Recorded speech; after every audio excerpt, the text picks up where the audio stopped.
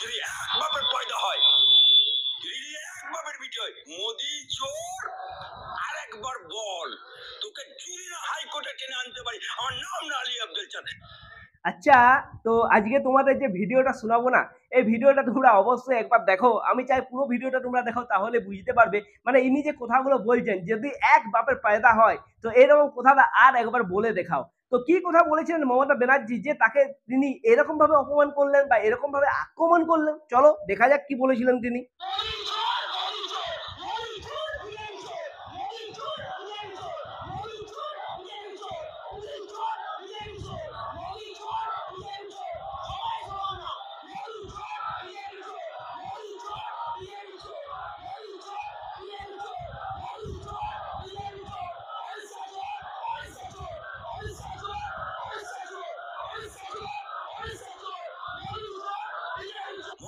আচ্ছা, তাহলে এই বক্তব্যটা তিনি রেখেছিলেন, এই মমতা ব্যানার্জি এই বক্তব্যটা কোনো রাজনৈতিক সভা থেকে করছেন না, তিনি এই বক্তব্যটা করছেন বিধানসভা থেকে। তোমরা অবশ্যই দেখেছো, কারণ এই ভিডিওটাও প্রচুর ভাইরাল হয়েছে। দেখেছো সংসদের সেই কাহিনী কালকে যেটা ঘটে গেছে, যেখানে তিনি সরাসরি বিধানসভা থেকে মোদিকে চোর বলছেন, অমিত শাহকে চোর বলছেন, বিজেপিকে চোর বলছেন। আর এটা আমরা হয়তো অনেকেই যারা দেখো জিনিসটা, এটা হয়তো ভাবতে হয়তো কোনো পলিটিক্যাল র্যালি বটে, পলিটিক্যাল র্যালি চলছিল, সেখানে তিনি ভাষণ দিচ্ছেন না, তেমনটা একদমই নয়। এটা তিনি বলছেন বিধানসভা থেকে। তো এই যে বিষয়টা তিনি করলেন, এই যে কথাগুলো তিনি বললেন, সেটাতে একজন আইনজীবী খুবই রেগে গিয়েছেন, এই যে আলী আফজল। ইনি একজন সংখ্যালঘু সম্প্রদায় থেকে আসার ব্যক্তি। তো ইনার এই বক্তব্যটা তোমরা অবশ্যই শুনো, আমি এটা চাইবো, তাহলে বুঝতে পারবে যে সংখ্যালঘু মানুষেরাও কিন্তু মমতার উপর আর এতটা সন্তুষ্ট নেই।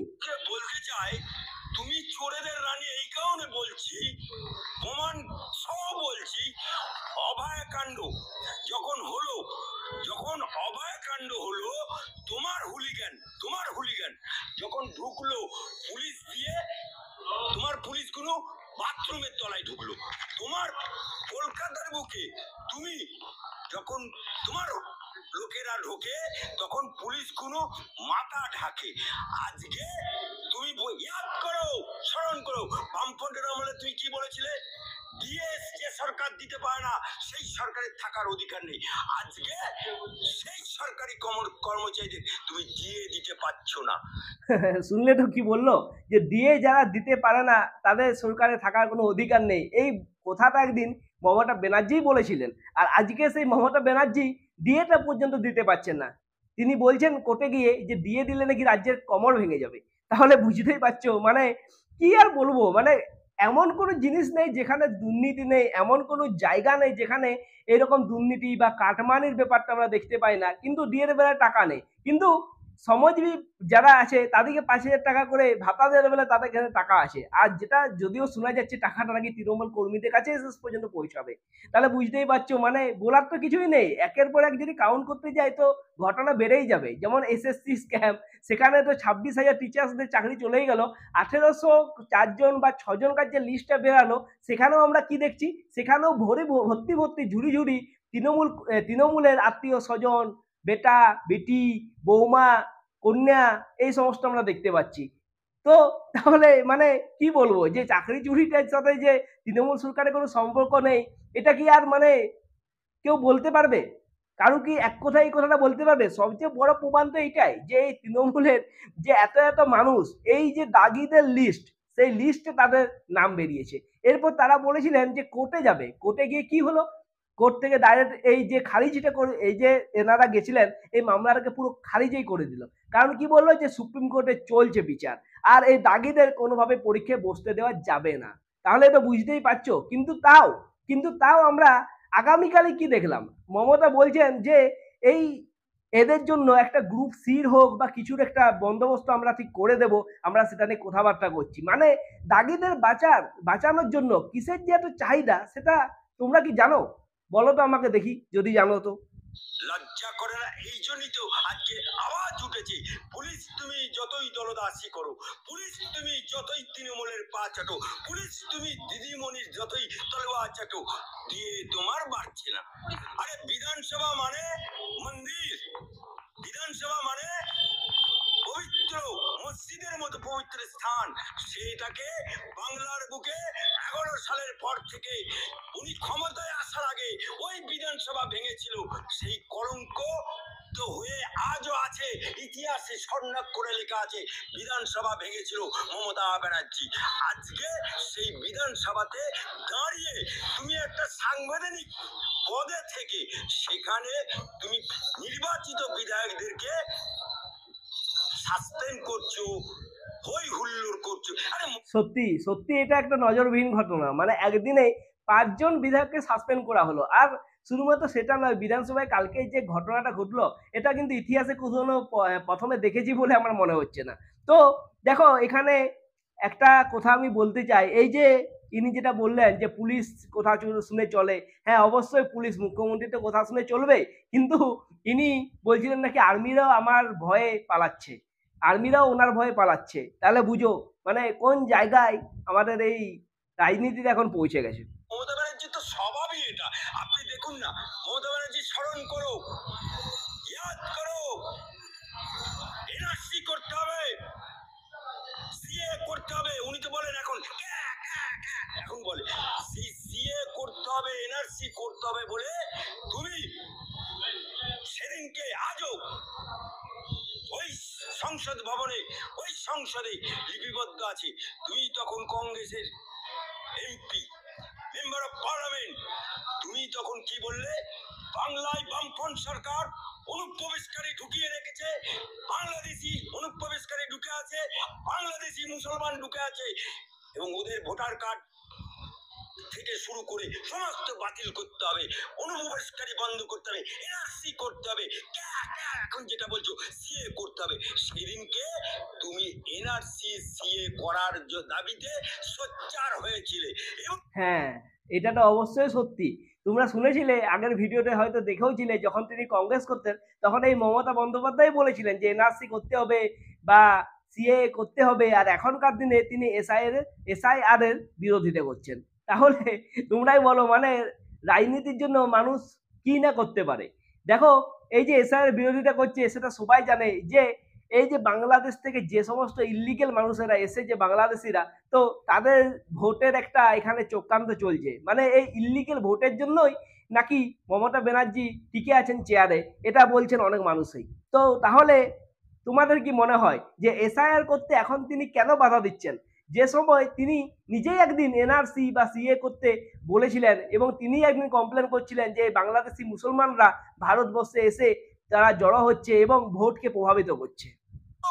তুমি কাগজে ডেলা করে স্পিকার তখন সোমনাথ চট্টোপাধ্যায় তাকে ছুঁড়ে মেরেছিলেন, সেটা কি ভুলে গেছে মমতা বাবু? বাংলার মানুষ তোমাকে ইঞ্চিতে ইঞ্চিতে জবাব দেবে। নোট করো মুখ্যমন্ত্রী, 21 সালের নির্বাচন 5 to 7% হিন্দু ভোট পেয়েছো, বাকি সব মুসলমান ভোটে জিতে আছো। কেন? সেদিনকে তুমি মুসলমানদেরকে বলেছিলে, তোমার নেতারা বলেছিল, কি বলেছিল?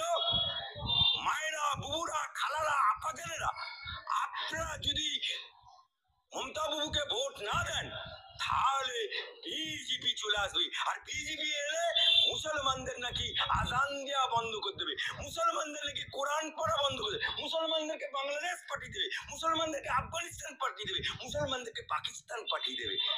কিন্তু সেই বলে 99% মুসলমান ভোট পেয়েছো।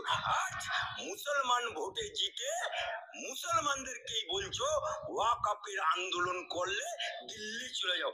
আজ মুসলমান লিবাস পরা নওশাদ সিদ্দিকীকে তাকে গ্রেফতার করে 82 জনকে গ্রেফতার করলে।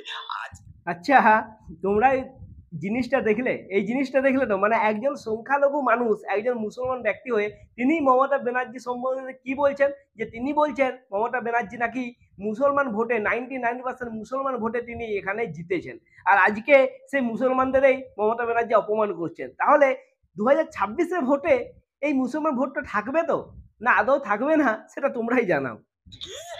মুসলমানরাও জেগেছে, সনাতনীরাও জেগেছে, চোরেদের রানী মুখ্য রানী হয়ে গেছে।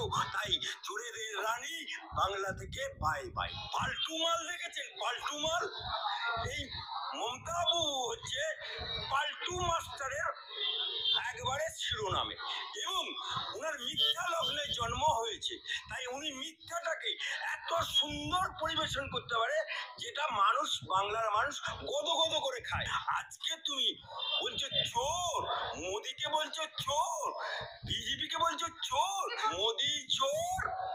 আরেকবার বল, তোকে চুরি না হাইকোর্টে টেনে আনতে পারি। আমার নাম না আলী আব্দুল চাঁদ। হিম্মত থাকে, বাপের বেটি থাকে। তুই তো বলেছিলি মোদিকে কোমরে দড়ি দিয়ে ঘোটাবো। প্রধানমন্ত্রী মোদিকে কোমরে দড়ি, কটা তোর রশি আছে, কবে তুই কোমরে দড়ি দিবি? তার জন্য ইন্তেজার করলাম।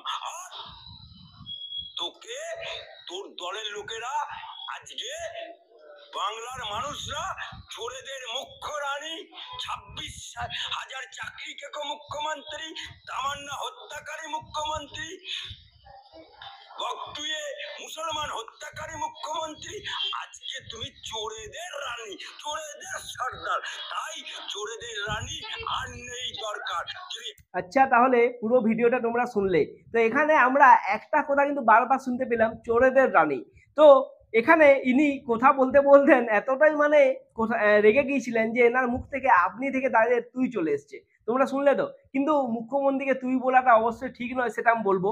কিন্তু এনার রাগটাও বুঝতে হবে, ঠিক আছে? কারণ ইনি যে এই কথাগুলো বলছেন, এনার এর আগে আমি একটা ভিডিও করেছিলাম, সেখানেও দেখেছিলাম ইনি এভাবেই কিন্তু জবাব দিয়েছিলেন। তো তোমাদের এনার এই জবাবটা, এই প্রশ্নবাদী যে বক্তব্যটা ইনি করলেন, সেটা তোমাদের কেমন লাগলো অবশ্যই আমাকে কমেন্ট করে জানাও। দেখো, ইনি যে কথাগুলো বললেন, মোদিকে ডাইরেক্ট চোর বলছেন, তাও আবার রাজভবন থেকে। তো এখানে কিন্তু শুভেন্দু অধিকারী মমতা ব্যানার্জিকে ডাইরেক্ট ওয়ার্নিং দিয়ে দিয়েছেন। কারণ তিনি বলেছেন যে মোদি সম্প্রদায়ের যে সমস্ত মানুষেরা আছে তারা কিন্তু মমতা ব্যানার্জির বিরুদ্ধে কেস করবে। আর একসময় রাহুল গান্ধী তিনি এইরকম বলেছিলেন মোদি সম্প্রদায়ের বিরুদ্ধে। তো তখন কিন্তু তাকে হাইকোর্টে আসতে হয়েছিল বা সুপ্রিম কোর্টে আসতে হয়েছিল। তো সেই রকম বিষয়টা কি মমতার সাথে হতে চলেছে? তোমাদের কি মনে হয় অবশ্যই আমাকে জানাও। এই ভিডিওটা যদি ভালো লাগে, এনার এই বক্তব্যটা যদি তোমাদের ভালো লাগে, অবশ্যই চ্যানেলটিকে সাবস্ক্রাইব করো, ভিডিওটিকে লাইক করো আর এই ভিডিওটিকে শেয়ার করো। দেখা হবে নেক্সট ভিডিওতে। ততক্ষণের জন্য নমস্কার।